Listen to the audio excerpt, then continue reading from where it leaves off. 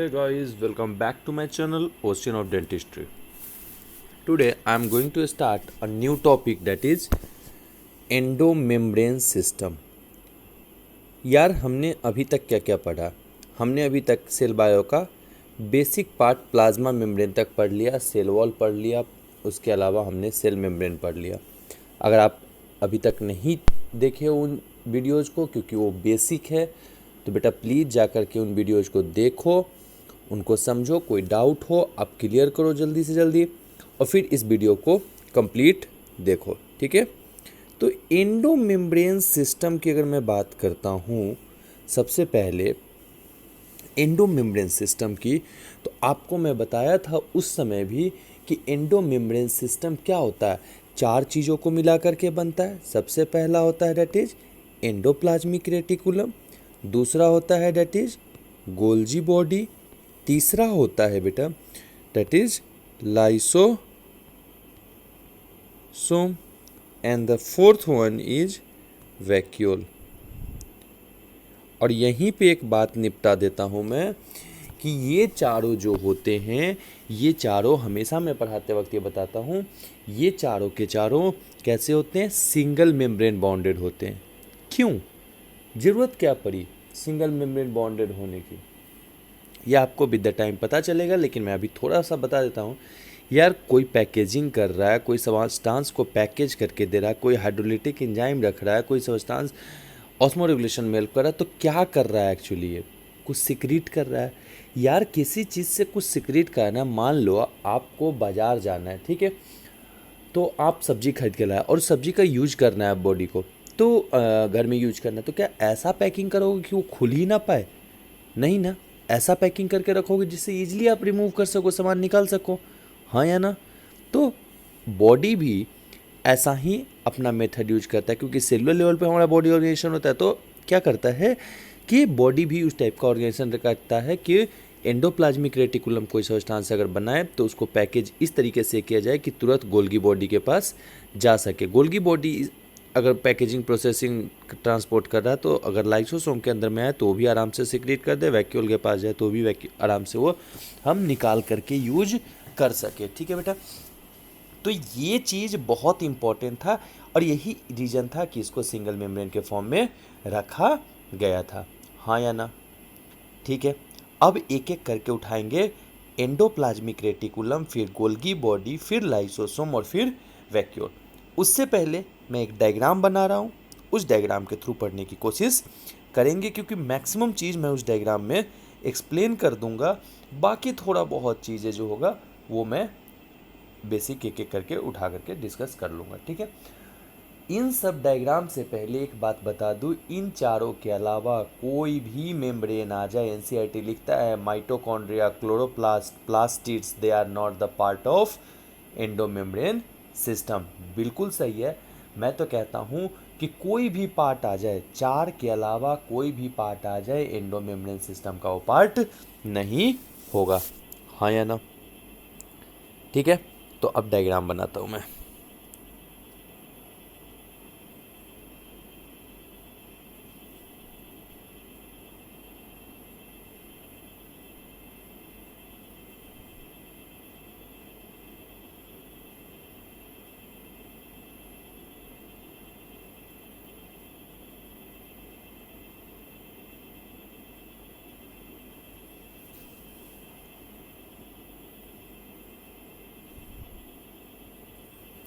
चलो यार, तो अब डायग्राम के थ्रू पढ़ते हैं। ये क्या है? एक सेल का न्यूक्लियस, ठीक। ये सेल का न्यूक्लियस बना दिया हमने। अब जो मैं बनाने जा रहा हूँ दैट इज द, एनसीईआरटी लिखता है कि जो आउटर मेम्ब्रेन न्यूक्लियस का होता है वो कंटिन्यूअस होता है विथ द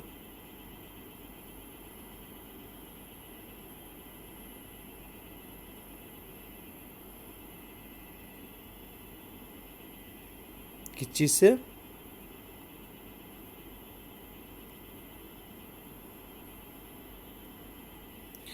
आउटर मेम्ब्रेन जो ईयर का होता है, it is continuous with the outer membrane of the nucleus, ठीक है।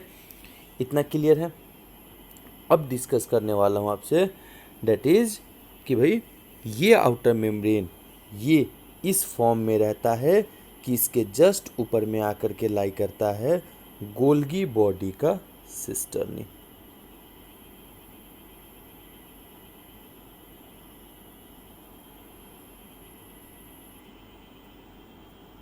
ये गोल्गी बॉडी का सिस्टर्नी इसके ऊपर में लाई कर रहा है। ठीक, अब एनसीईआरटी लिखता है कि गोल्गी बॉडी पैकेजिंग, प्रोसेसिंग और सिंथेसिस करने के बाद सब्सटेंसेस को क्या करता है, भेज देता है किस चीज़ के लिए, कि जा कर के भैया तू अब पैकेजिंग हो चुका है, अब तू जा कर के या तो लाइसोसोम के फॉर्म में या फिर वैक्यूल के फॉर्म में जा कर के चला जा। डन। तो ये क्या है, न्यूक्लियस। ठीक है,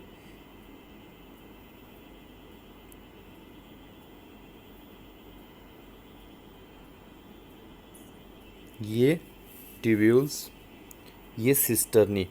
तो बेटे ये क्या हो गया हमारा, सिस्टर्नी। ये क्या है, ट्यूब्यूल्स।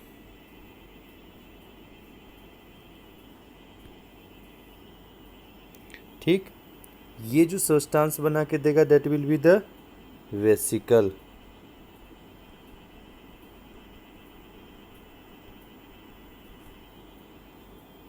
ये क्या है, वेसिकल।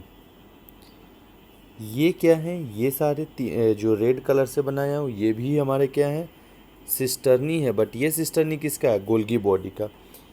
ये दोनों क्या है, लाइसोसोम।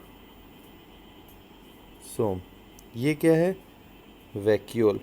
तो ये चारों जो हो गए they are called as the endomembrane system.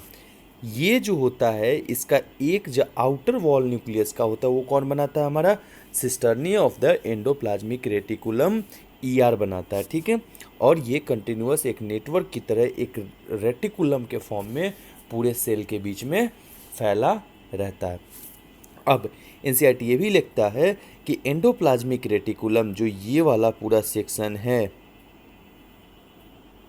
ये वाला पूरा सेक्शन एंडोप्लाज्मिक रेटिकुलम का ये जो पूरा सेक्शन है ये कोऑर्डिनेटेड वर्क करता है किसके साथ, गोल्जी बॉडी के साथ। तो इसमें गोल्जी बॉडी कौन सा है, this one is the Golgi body. तो ये गोल्जी बॉडी के साथ कोऑर्डिनेटेड फंक्शन करता है। मैं समझाऊंगा क्यों ऐसा बोल रहा हूँ मैं। ठीक है, और ये सब के सब सिंगल मेम्ब्रेन से बॉन्डेड रहेंगे।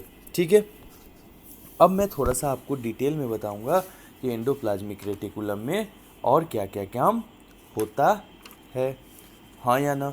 तो ये सब के सब अपने अलग अलग स्ट्रक्चर है, अपने अलग अलग फंक्शन है, लेकिन चारों के चारों हम एंडो मेम्ब्रेन सिस्टम क्यों कह रहे हैं, क्योंकि ये चारों के चारों आपस में मिल करके काम कर रहे, कोऑर्डिनेटेड वे में वर्क को निपटा रहे हैं, हाँ या ना। ठीक है, तो अब मैं एक एक करके उठा रहा हूँ, डेट इज़ सिर्फ ये वाला सेक्शन में उठा रहा हूँ समझाने के पॉइंट ऑफ व्यू से, कि आपको समझाना मेरे लिए आसान हो जाए। तो मैं अब ये वाले सेक्शन को जो ब्लू कलर से मैं ड्रॉ कर रहा हूँ इसको मैं उठाऊँगा। ठीक है, बाकी सबको मैं निपटा देता हूँ, बाकी सबको मैं मिटा दे रहा हूँ। ठीक है, तो देखो यार,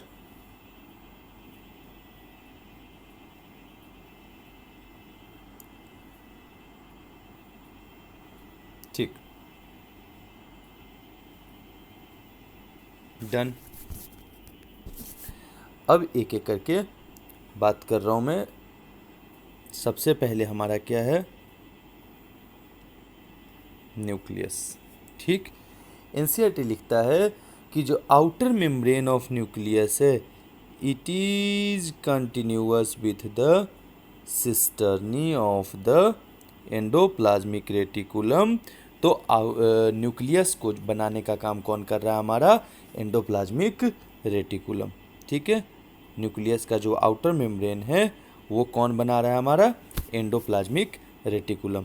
और ये कहलाता क्या है, सिस्टर्नी। ठीक, सिस्टर्नी से हमारा ट्यूब्यूल्स एसोसिएटेड रहता है। यही सिस्टर्नी छोटे छोटे वेसिकल्स के फॉर्म में सबस्टांस, जो प्रोटीन सबस्टांस होता है, लिपिड होता है, उनको पैकेज कर करके देते रहता है किसको, गोल्जी बॉडी को, और गोल्जी बॉडी क्या करता है, अपना रिसीव करता है। अब देखिए, ये जो सिस्टर्नी होते हैं दे आर अनब्रांच्ड, कोई ब्रांचिंग इसके अंदर में प्रेजेंट नहीं होती है। और एनसीईआरटी ये भी क्लियरली लिखता है कि दिज सिस्टर्नी आर रफ। ये जो सिस्टर्नी होते हैं दे आर रफ। क्यों कह रहा हूँ इनको रफ, क्योंकि इनके ऊपर में राइबोसोम प्रेजेंट होता है। आपने अगर नोटिस किया होगा तो मैं ये राइबोसोम, ये रफ वाला जो सिस्टर्नी है, ये मैं बना भी रहा हूँ तो लिमिटेड एरिया में ही बना रहा हूँ, ट्यूब्यूल्स पे नहीं बना रहा हूँ। जो ट्यूब्यूल्स है मैं मार्क कर देता हूँ आपको, ट्यूब्यूल्स, ये जो ट्यूब्यूल्स है, ट्यूब्यूल्स पे मैं नहीं बना रहा हूँ। ठीक है, तो ट्यूब्यूल्स कैसा होता है, इनका स्मूथ होता है, और सिस्टर्नी कैसा होता है, रफ होता है। डन। सिस्टर्नी कैसा होगा, रफ होगा, जबकि ट्यूब्यूल्स कैसा होगा, स्मूथ होगा। डन। इतना क्लियर है, इतना समझ में आ गया। तो अब मैं इसी जगह बताते रहूँगा कि देखो, इसी के बेसिस पे दो पार्ट में हमारा डिवाइड किया गया। ठीक है, एंडोप्लाज्मिक रेटिकुलम को दो पार्ट में डिवाइड किया गया। कौन कौन सा वो दो पार्ट था, तो भैया दो पार्ट जो था, एक था रफ एंडोप्लाज्मिक रेटिकुलम और दूसरा था स्मूथ एंडोप्लाज्मिक रेटिकुलम। हाँ या ना। जो रफ एंडोप्लाज्मिक रेटिकुलम है, इसका मेन काम होता है प्रोटीन सिंथेसिस करना। ठीक है, प्रोटीन सिंथेसिस क्यों कर रहा है, तो प्रोटीन सिंथेसिस ये बेटा इसलिए कर रहा है क्योंकि ये बना होता है सिस्टर्नी का, और वो सिस्टर्नी के ऊपर में प्रेजेंट होता है राइबोसोम। ठीक है, इस सिस्टर्नी के ऊपर में कौन सा प्रेजेंट होता है, राइबोसोम, और ये दिखने में रफ लगते हैं, इसलिए हम इसको बोलते हैं रफ एंडोप्लाज्मिक रेटिकुलम। ठीक है, अब ये जो होता है दैट इज स्मूथ। ठीक, जो स्मूथ एंडोप्लाज्मिक रेटिकुलम होता है, मैं अभी जस्ट आपको दूसरे स्लाइड में बता रहा हूँ कि ये जो स्मूथ एंडोप्लाज्मिक रेटिकुलम होता है, पहले ही क्लियर कर दूँ, लिपिड को सिंथेसिस करने में इन्वॉल्व होता है। ठीक है, ये लिपिड सिंथेसाइज करने का काम करता है। अब आपको मैंने दिखाया था ट्यूब्यूल्स। ट्यूब्यूल्स जो होते हैं, ट्यूब्यूल्स का स्ट्रक्चर कुछ इस टाइप का होगा।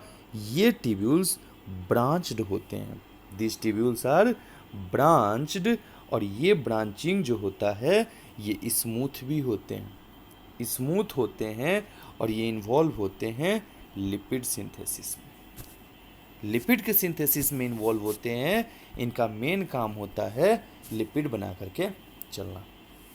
ठीक है, अब आप सोच रहे होंगे कि सर आपने बोला था कि राइबोसोम का दो यूनिट होता है, एक लार्जर सब यूनिट और एक स्मॉलर सब यूनिट। ठीक, तो सर वो लार्जर सब यूनिट या स्मॉलर सब यूनिट कैसे बाइंड करता है। देखो, ये क्या था, ये था हमारा सिस्टर्नी, तो इसके स्मॉलर सब यूनिट जो हमारा राइबोसोम का है, वो स्मॉलर सब यूनिट ऊपर रह जाता, बाइंड एक्चुअली में लार्जर सब यूनिट ऑफ राइबोसोम करता है। तो राइबोसोम का लार्जर सब यूनिट 80S, चूँकि यूकैरियोट का फीचर है, तो 80S राइबोसोम का लार्जर सब यूनिट बाइंड करता है, लार्जर सब यूनिट बाइंड करता है। डन। और ये जो ज्वाइनिंग करवाता है वो एक प्रोटीन होता है दैट इज राइबोफोरिन। ये राइबोफोरिन भी दो टाइप का, राइबोफोरिन 1, राइबोफोरिन 2, जो मोस्ट कॉमन होता है दैट इज राइबोफोरिन 2। ठीक है, तो ये राइबोफोरिन उसको मॉडिफाई करने में हेल्प करता है। वेसिकल के ऊपर में कोई राइबोसोम प्रेजेंट नहीं होता है, ठीक है। और एंडोप्लाज्मिक रेटिकुलम, अब थोड़ा डायग्राम पे चलो आप, तो आपको मैं दिखाऊं। जो एंडोप्लाज्मिक रेटिकुलम है ये दो पार्ट में डिवाइड करता है हमारे इंटरसेलुलर कंपार्टमेंट को। इंटरसेलुलर कंपार्टमेंट की अगर मैं बात करता हूँ तो दो पार्ट में डिवाइड करता है, एक एक्स्ट्रा लूमिनल और एक इंट्रा लूमिनल, ठीक है। जो लूमिनल कंपार्टमेंट होता है इसको अपन बोलते हैं बेटा ल्यूमेन, ठीक है। दिस इज द ल्यूमेन, ठीक। ये जो एरिया है that is the lumen, so it is a luminal compartment. और ये हमारा हो गया ल्यूमेन के बाहर का कंपार्टमेंट, ये ल्यूमेन के बाहर का कंपार्टमेंट, इसलिए हम इसको बोलते हैं एक्स्ट्रा ल्यूमिनल स्पेस, ठीक है। एक हो गया दैट इज ल्यूमिनल स्पेस, दूसरा हो गया हमारा एक्स्ट्रा ल्यूमिनल स्पेस। डन, इतना याद हो जाएगा आपको, हाँ या ना, ठीक है। अब उस समय से मैं सिस्टर्नी, गोल्जी वेसिकल ये सब बोल रहा हूँ, तो सिस्टर्नी के लिए बोला जाता है कि cisternae are the small long flat unit arranged in the stack. In the case of endoplasmic reticulum, it will be rough due to the presence of ribosome. But in the case of Golgi body, this cisternae will be not rough. Not rough. क्यों? क्योंकि Golgi body में ये कोई भी ribosome इनके ऊपर में present नहीं होते हैं। काम क्या करता है ये सिस्टर्नी? तो प्रोटीन सिंथेसिस का काम करता है। तो एक सिस्टर्नी आपको मैंने बता दिया, दूसरा मैं अभी आपको बताऊंगा दैट इज टिब्यूल्स। टिब्यूल्स के लिए बोला जाता है कि टिब्यूल्स जो होते हैं they are long cylindrical branched structure oval in shape, 25 से 50 माइक्रोन इन नेचर, ठीक। डन, याद रहेगा। इर्रेगुलर इन शेप, जो वेसिकल होता है that is rounded oval shape and it will be 25 से 50 माइक्रोन मीटर। डन, इतना याद हो जाएगा आपको, ठीक है। ये अगर याद हो गया तो आप मुझे जल्दी से ये बता दो कि प्रोटीन सिंथेसिस कौन कर रहा था? ओके, रफ एंडोप्लाज्मिक रेटिकुलम, ठीक है। अब एनसीईआरटी लिखता है कि जो आउटर मेम्ब्रेन होता है न्यूक्लियर मेम्ब्रेन का, मतलब न्यूक्लियस का जो आउटर मेम्ब्रेन होता है वो कौन बनाता है? Endoplasmic reticulum. और बाहर की तरफ वो प्लाज्मा मेम्ब्रेन, क्योंकि देखो इसके बाहर क्या होगा, इसके बाहर तो एक वो बैठा होगा, कौन? सेल, और सेल का प्लाज्मा मेम्ब्रेन, हाँ या ना? सेल का प्लाज्मा मेम्ब्रेन, यार इसके बाहर तो सेल ही होगा ना। तो देखो ये क्या है? कंटिन्यूअस है हमारे प्लाज्मा मेम्ब्रेन के साथ, ये हमारा प्लाज्मा मेम्ब्रेन हो गया। तो ये क्या है? कंटिन्यूअस है हमारे प्लाज्मा मेम्ब्रेन के साथ, बोलो हाँ या ना, ठीक है। तो ये कंटिन्यूअस है हमारे प्लाज्मा मेम्ब्रेन के साथ में, कौन? एंडोप्लाज्मिक रेटिकुलम, ठीक। अब एक डिफरेंस जल्दी से बताना, जितना, चलो ये बाद में पढ़ेंगे अपन। सबसे पहले अब पढ़ते हैं दैट इज दो तरह के ER को, that is one is the RER and दूसरा इज द SER। RER की बात करता हूँ रफ एंडोप्लाज्मिक रेटिकुलम, ACR की बात करता हूँ स्मूथ एंडोप्लाज्मिक रेटिकुलम। और ये किस बेसिस पे डिवाइड किया गया है? On the basis of presence और एब्सेंस ऑफ राइबोसोम। तो रफ एंडोप्लाज्मिक रेटिकुलम रफ है, मतलब राइबोसोम प्रेजेंट है, यहाँ राइबोसोम एब्सेंट है स्मूथ एंडोप्लाज्मिक रेटिकुलम में। ये बने होते हैं सिस्टर्नी से, किस चीज़ से? सिस्टर्नी से। ये ट्यूब्यूल्स के बने होते हैं, ये इन्वॉल्व होते हैं प्रोटीन सिंथेसिस में। तो ये इन्वॉल्व होता है lipid like steroidal hormone and lipid synthesis में, ठीक है। उसके अलावा इनमें राइबोफ्लोरिन्स प्रेजेंट होता है रफ एंडोप्लाज्मिक रेटिकुलम में, इसमें राइबोफ्लोरिन्स की ज़रूरत ही नहीं है, हाँ या ना? इतना याद रहेगा। हम इसको ग्रैनुलर कह सकते हैं रफ एंडोप्लाज्मिक रेटिकुलम, चूँकि लगेगा ऐसा कि ग्रैनुल्स प्रेजेंट है, इसमें ऐसा कोई भी ग्रैनुल्स प्रेजेंट नहीं है, तो हम इसको बोल देंगे ए ग्रैनुलर। डन, लिख लिया आपने। आप ऑनलाइन में हो, आप पॉज करके लिख सकते हो। डन, ठीक है, इतना हो जाएगा। ठीक है, अब मैं जो पूछ रहा हूँ उसका आंसर कीजिएगा, ठीक है। ओके, तो रफ एंडोप्लाज्मिक रेटिकुलम सबसे ज़्यादा कौन से सेल में पाया जाएगा? वो सेल जो बहुत ज़्यादा प्रोटीन सिंथेसिस की जरूरत पड़ रही है, जिनमें सिक्रीशन का काम चल रहा है, जैसे liver, pancreas, goblet cell. ACR कहाँ होगा? वह सेल जिसमें ग्लाइकोजन और लिपिड का मेटाबॉलिज्म बहुत फास्ट चल रहा होगा, हाँ या ना? एनिमल सेल में lipid like steroidal hormone ACR में सिंथेसाइज किया जाता है। डन, इतना याद हो जाएगा।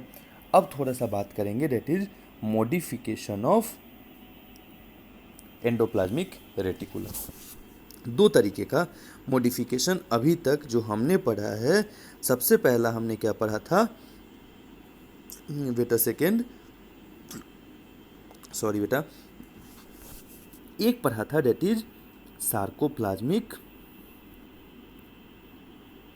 रेटिकुलम, जो मसल्स में होता है। कैल्शियम +2 इसमें स्टोर्ड रहता है, कार्डियक मसल या स्केलेटल मसल में रहता है, और ये हेल्प करता है कॉन्ट्रैक्शन में, हाँ या ना? ये कॉन्ट्रैक्शन में मदद करता है, और ये एनर्जी रिच कंपाउंड होते हैं that is required for muscle. दूसरा जो मॉडिफिकेशन है that will be the microsome. Microsome क्या होता है? स्मॉल पीसेज ऑफ ईयर जो हम फ्रेगमेंट करके बार बार ऑब्टेन करते हैं।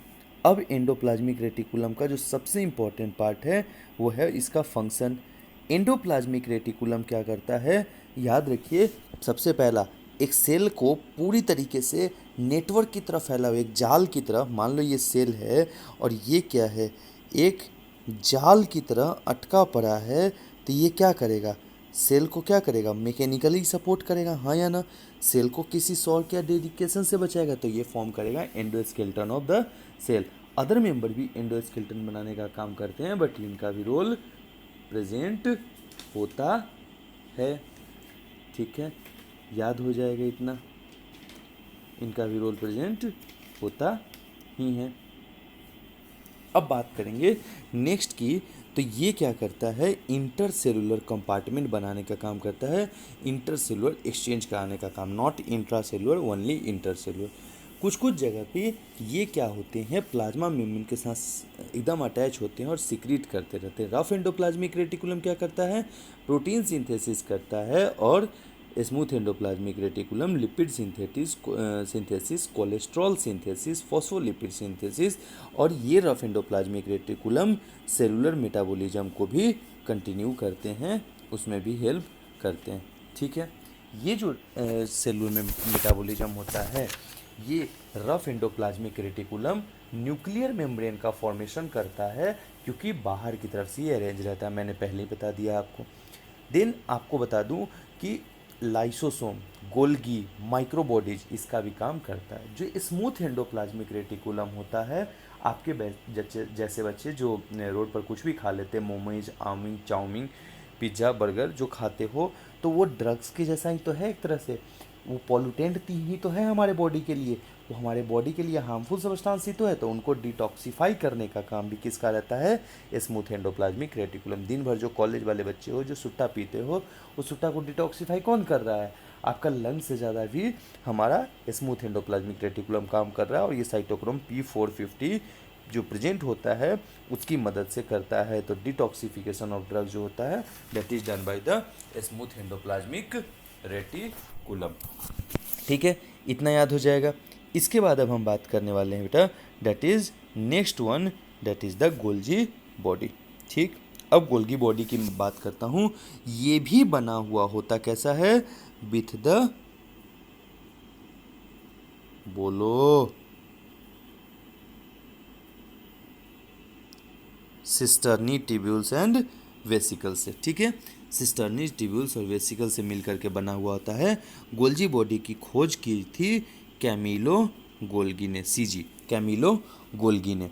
ये लाइपोकॉन्ड्रिया के नाम से बहुत फेमस है और प्लांट में डिक्टियोसोम के नाम से फेमस होता है। डेंसली स्टेन किया जाता है नेटवर्क, और ये प्रोमिनेंट उतने प्लांट के अंदर में नहीं होते हैं, तो हम उनको बोलते हैं डेट इज कि भाई ये डिक्टियोसोम्स के नाम से है।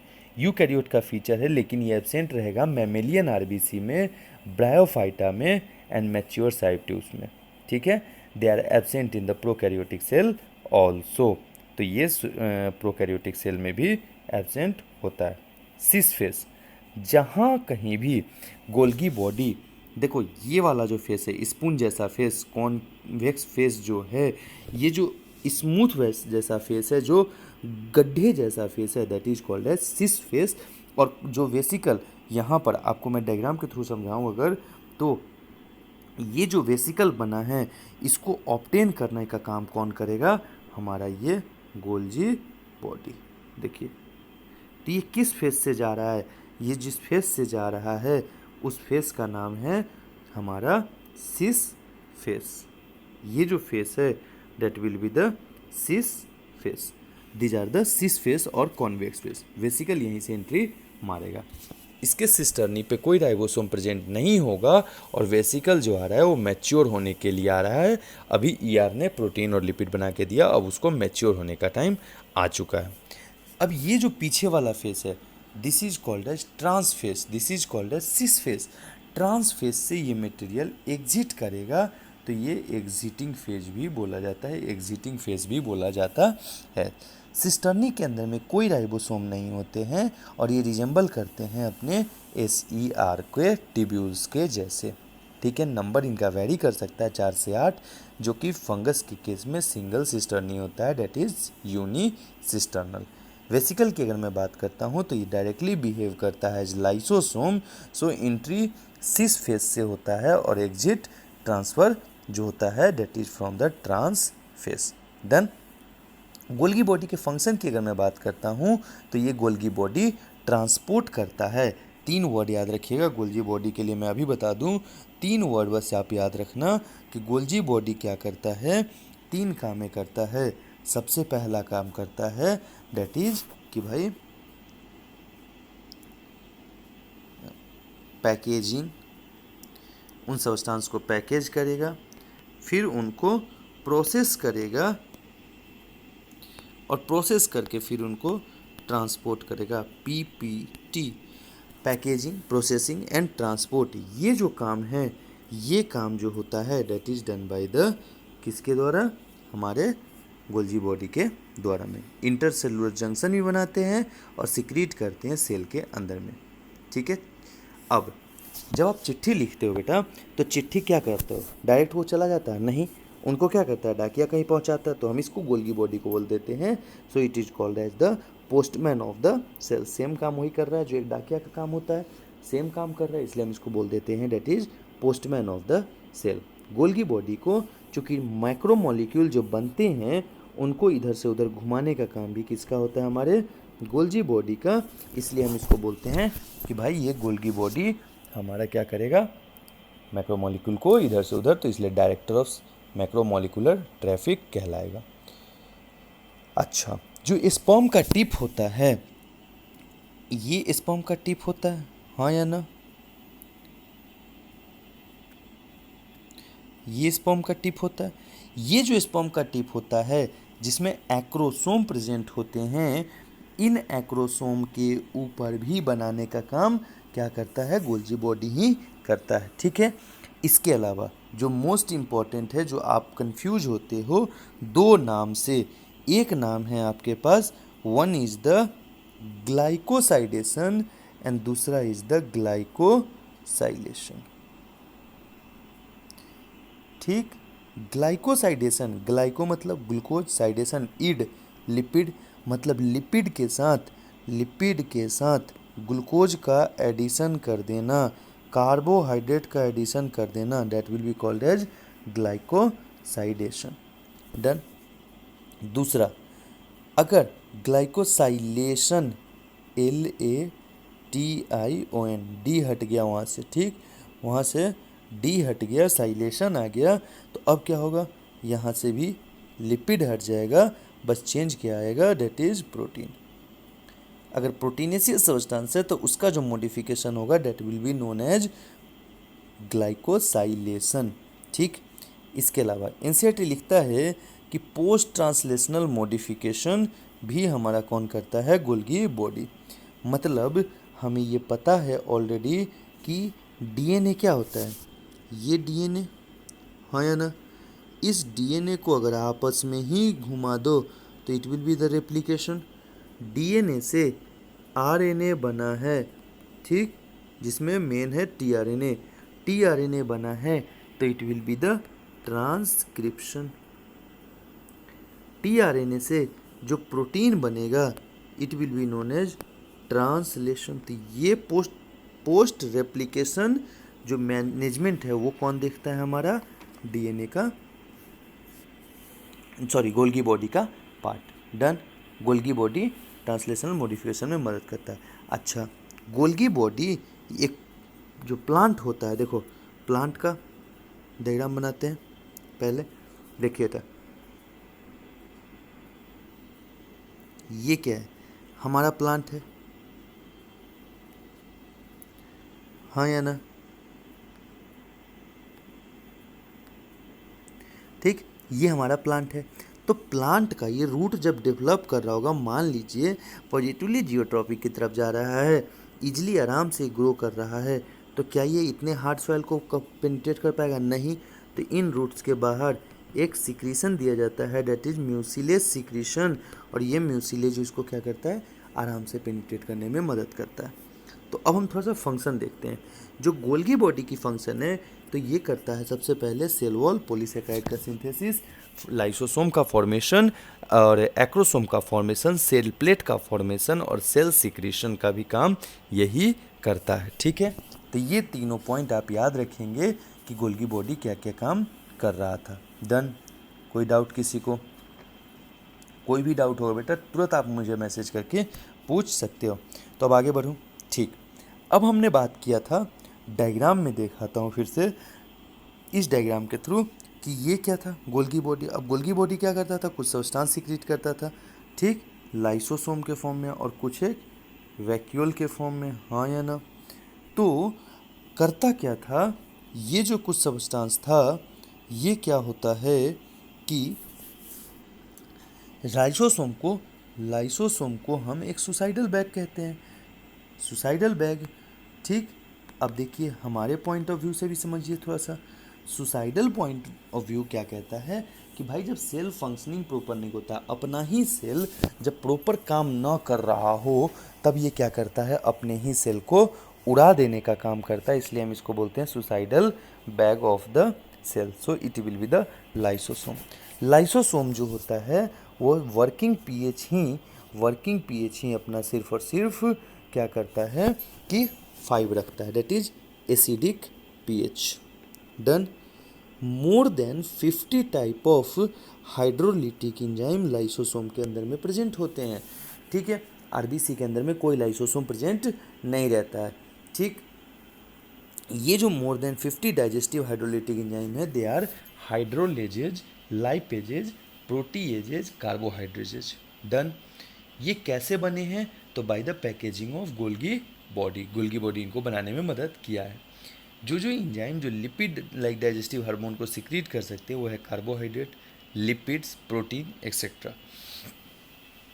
हायर प्लांट में लाइसोसोम उतना फ्रीक्वेंट नहीं होता है, और लाइसोसोम टोटल हमने पढ़ा है कि सिंगल मेम्ब्रेन के होंगे, वर्किंग पीएच इनका अंदर होगा।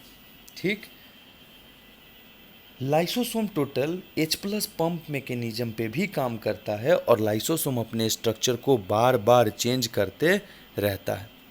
अब मैं थोड़ा सा आगे डीप चलता हूँ, तो अब मुझे बताना है आपको कि भाई लाइसोसोम के टाइप्स। लाइसोसोम के अगर टाइप की मैं बात करता हूँ बेटा, तो ये 4 तरह के होते हैं, चूँकि इनकी पूरी खानदान ही लाइसोसोम की उड़ाने का काम करती है। तो सबसे पहला होगा that is primary lysosome, then होगा हमारा सेकेंडरी लाइसोसोम, देन होगा हमारा that is residual lysosome and the autophagic lysosome. Primary lysosome diagram के थ्रू बताऊं, चलो प्राइमरी लाइसोसोम का काम क्या होगा, देखिए ये क्या है, एक सेल है, ठीक।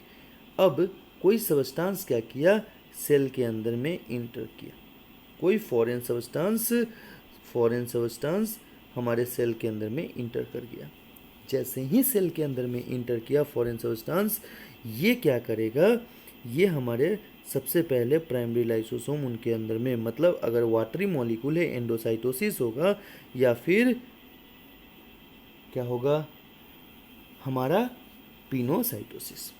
तो पिनोसाइटोसिस हुआ या फैगोसाइटोसिस हुआ तो उसमें क्या हुआ, सेल के अंदर गया, प्राइमरी लाइसोसोम सबसे पहले काम करना चालू कर दिया, थू थू थू थू थू थू थू उसको उड़ाया।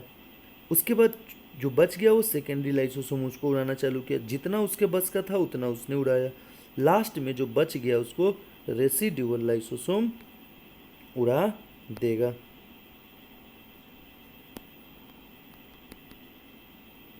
इसको ये पूरा उड़ा देगा और ये ख़त्म। ऑटोफेजिक लाइसोसोम की अगर मैं बात करता हूँ तो ऑटोफेजिक लाइसोसोम क्या करता है, गलती सबसे बड़ा गलती जो करता है वो ऑटोसोमिक लाइसोसोम कि भाई वो अपने ही सेल को उड़ाना चालू कर देता है, खुद को ही डाइजेस्ट, इसीलिए तो इसको सुसाइडल बैग भी बोला जाता है। फंक्शन की बात करूँगा तो हेट्रोफैगी और ऑटोफैगी। हेट्रो मतलब जो बाहर से सब्सटेंस आ रहे हैं उनको उड़ा देना, और ऑटोफैगी में खुद के सेल को ही उड़ा देना। जैसे एमीबा है तो सेल के बाहर ही डाइजेस्ट करता है, that is extracellular digestion, that is seen in our osteoclast also. Cellular digestion की अगर मैं बात करता हूँ तो ये ऑटोलिसिस होता है, सेल बर्स्ट कर जाएगा, ठीक। ये डन, इतना हो गया। अब आ जाते हैं दैट इज वैक्यूल पे। ये वैक्यूल क्या होता है, देखिए समझने की कोशिश कीजिएगा, ये वैक्यूल क्या होता है। ये जो वैक्यूल होता है ये हमारा सिंगल मेम्ब्रेन बाउंड ऑर्गेनिल होता है, और ये अगर हमारा पूरा प्लांट का सेल है, मैं सेल प्लांट का ड्रॉ करता हूँ तो ये 90% part of the cell volume जो होता है that will be the vacuole, ठीक। ये 90% पार्ट जो सेल का होता है that will be the vacuole. और वैक्यूल के जो आउटर सेल वॉल वाले मेम्ब्रेन होते हैं, आउटर जो सेल वॉल वाले मेम्ब्रेन होते हैं that is called as tonoplast, और ये टोनोप्लास्ट सेलेक्टिवली परमिएबल होते हैं। प्लांट सेल की अगर मैं बात करता हूँ तो ये ट्रू सेल वॉल रखता है, 90% इसके अंदर में पानी रहता है, ठीक। कंसंट्रेशन हाई होता है, और ये जो वैक्यूल होता है ये कॉन्ट्रेक्टाइल वैक्यूल होता है और ये बायोन्सी प्रोवाइड करता है। इसके अलावा फूड वैक्यूल होता है, और उसके अलावा हमारे पास गैस वैक्यूल होता है, वो भी बायोन्सी प्रोवाइड करता है, स्यूडोपोडिया की तरह एक्ट करता है पाइसेज वगैरह के केस में, ठीक है। तो ये था हमारा टोटल ऑल इन ऑल क्या चीज़, एंडो मेम्ब्रेन सिस्टम। होप कि आपको वीडियो अच्छा लगा हो, और अगर अच्छा लगा है तो please do like share and subscribe to our channel ocean of dentistry, और ऐसे ही नए नए वीडियोज़ के लिए। और ये जो सेल चैप्टर है बेटा नीट के लिए बहुत इंपॉर्टेंट है, either of NEET UG either of NEET PG, और ये तो बेसिक है जो आपको आना ही चाहिए, ठीक है। थैंक यू, अच्छे से तैयारी कीजिए, एंड होप सो हम जल्दी ही एक इवेंट में मिलेंगे, ठीक है।